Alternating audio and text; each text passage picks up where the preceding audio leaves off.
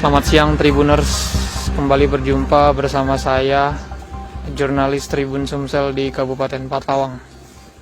Pemirsa, hari ini saya ingin sedikit mengajak pemirsa melihat keberadaan hewan-hewan kurban ataupun sapi kurban yang ada di kawasan Pendopo, Kabupaten Patawang. Nah, sedikit info untuk pemirsa. Untuk tadi saya sudah berbincang-bincang dengan pemilik lokasi perkumpulan sapi ini. Untuk tahun ini pemirsa, harga daging kurban itu sedikit info, mungkin ada pemirsa yang mau berkurban. Harganya mulai dari 13 jutaan hingga 17 juta untuk sapi lokal di Kabupaten Patawang, khususnya di kawasan Gunung Raksa Baru, Kecamatan Pendopo, Kabupaten Patawang. Dan berdasarkan bincang-bincang saya juga tadi pemirsa dengan pemilik tempat ini, alhamdulillah sejauh ini bahkan di Kabupaten Patawang tidak terdeteksi sapi dengan penyakit PMK atau penyakit mulut kaki pemirsa.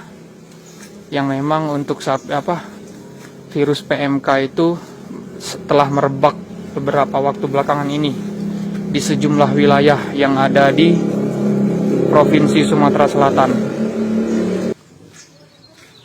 Di sini juga ada sapinya. Nah, pemirsa.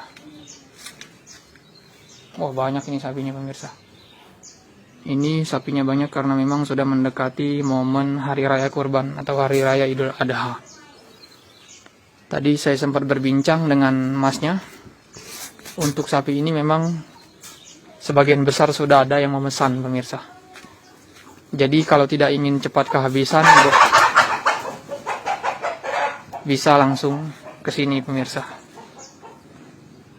Dan dijamin di sini tadi sudah dikatakan oleh masnya bebas PMK. Insya Allah sapinya sehat-sehat semua. Ini jenis sapinya sapi lokal. Ini diberi makan rumput odot juga.